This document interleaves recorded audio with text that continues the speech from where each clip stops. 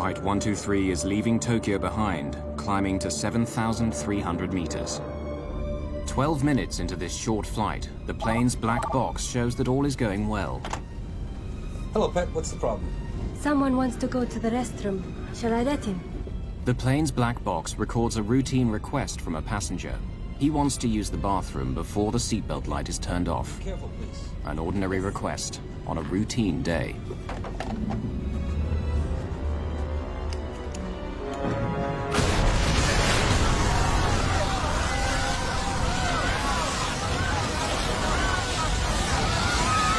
Something exploded.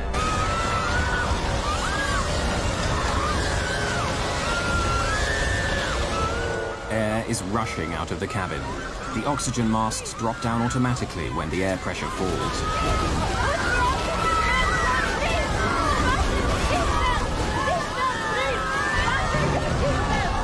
The explosion, the sudden loss of pressure in the cabin. There must be a hole in the aircraft. Gear door. Check gear. Gear. What? Check gear. Gear. The pilot's first thought is that the landing gear doors have blown off. Squawk 77. 7700 is the emergency code. When the crew radios this code to the ground, air traffic control will know the plane is in trouble.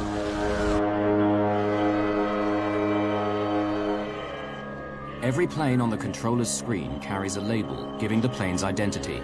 Suddenly, the label beneath Flight 123 changes. Someone in the cockpit has keyed in the emergency signal.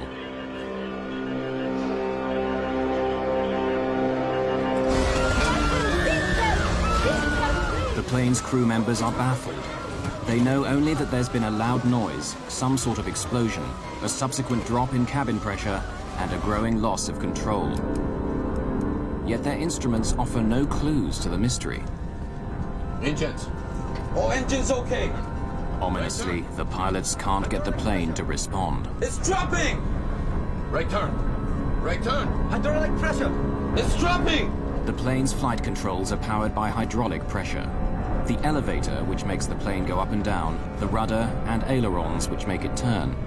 On a big modern jet, all these are too heavy to operate with cables and levers.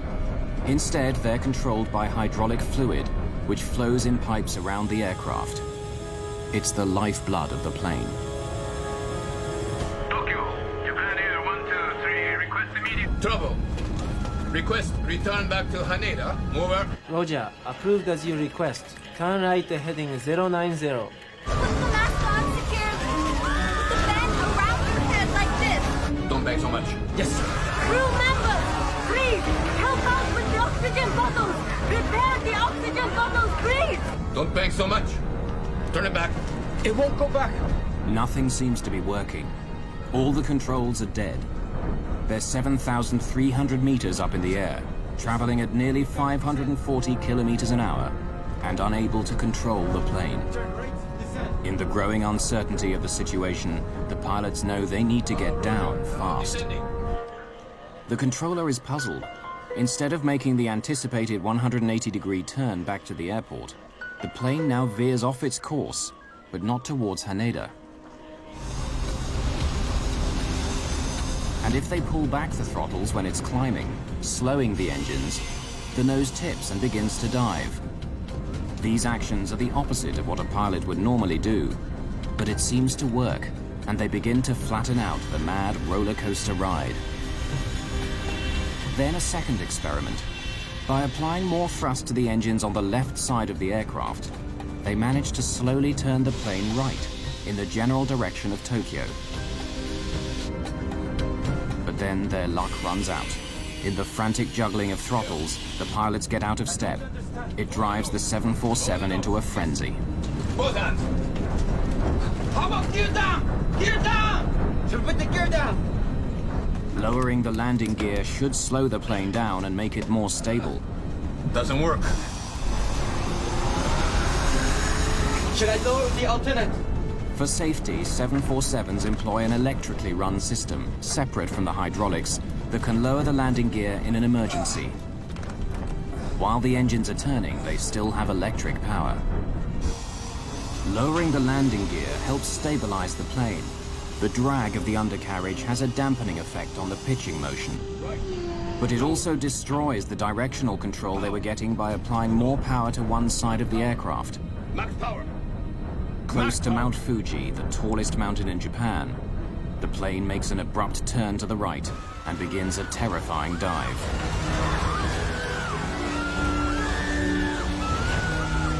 The plane is falling at 900 meters a minute, twice the normal rate of descent.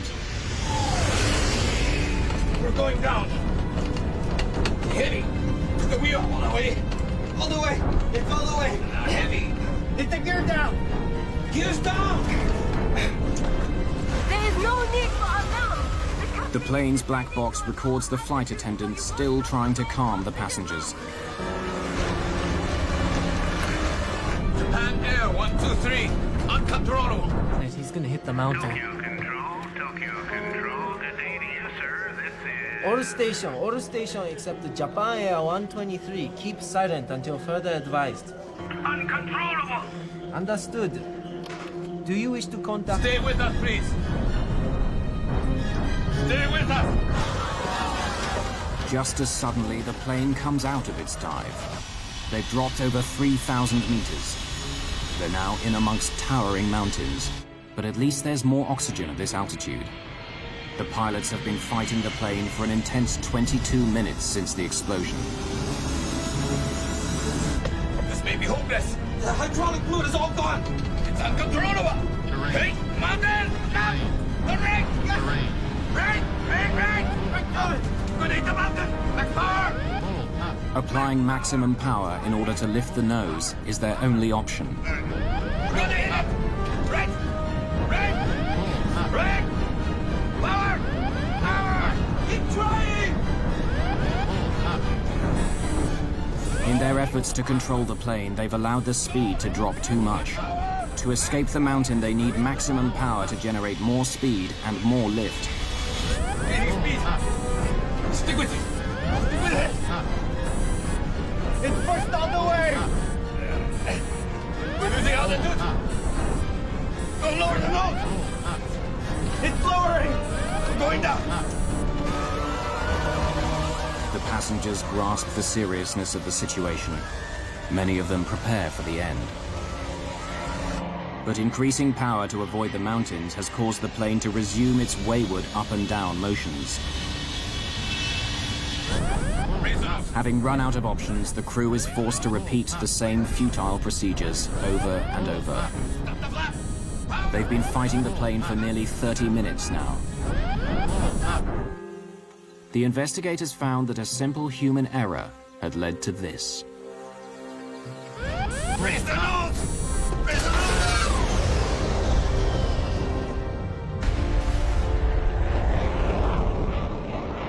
On a summer's evening in 1985, Japan Air 123 lifts off from Haneda Airport. It's the 12,319th takeoff since the repair of the damaged bulkhead, a repair that the investigators calculated would only hold for 10,000 flights. As the plane climbs to 7,300 meters, the air outside gets thinner and thinner, but the air inside the cabin is pressurized for the passengers' comfort. The difference of pressure between the passenger cabin on one side of the bulkhead and the unpressurized tail on the other stretches the bulkhead and its faulty repair to the breaking point. In a test which duplicated these conditions, cracks began to appear and lengthen around the rivet holes until the bulkhead snaps. In an instant, pressurized air from the cabin blows a hole in it 2 to 3 meters square, bringing down the ceiling around the rear toilets. The highly pressurized air blasts its way into the tail fin of the aircraft and simply blows it off. From that moment on, the plane is doomed. The pilots don't know, and will never know, that most of the tail of their aircraft is missing, blown off into the sea below along with the crucial hydraulic lines that allow them to control the plane. It all finally makes sense. Without the stabilizing influence of the tail, and with the loss of ability to control the rudder and flaps, the pilots cannot control the plane. The giant aircraft now oscillates in a terrifying motion called the phugoid cycle. As the nose drops into a shallow dive, the plane gathers speed, which generates lift. The nose rises again, and the plane begins to climb until it loses speed, tips over, and begins to fall again. The whole cycle repeats itself over and over again. Flight 123 is now plunging up and down in terrifying dives, sometimes several hundred meters at a time. It really could be considered a miracle that the pilots were able to keep the airplane flying for 30 minutes or more after having lost all the hydraulics in their flight controls. But it kept circling and eventually worked its way into the mountains, and it became impossible for them to land. There was no real alternative for them at all, except to fly as long as they could and hope for some miracle, which never occurred. Lower the nose. Lower the nose. Yes. Both hands. How about gear down? Gear down! So put the gear down. To understand what the pilots were up against, 4 hand-picked flight crews were placed in a simulator and confronted with the same situation. Not one of them could land the plane. The pilots of Flight 123 managed to keep their plane in the air for 30 minutes, much of it among high mountains, an amazing feat of flying.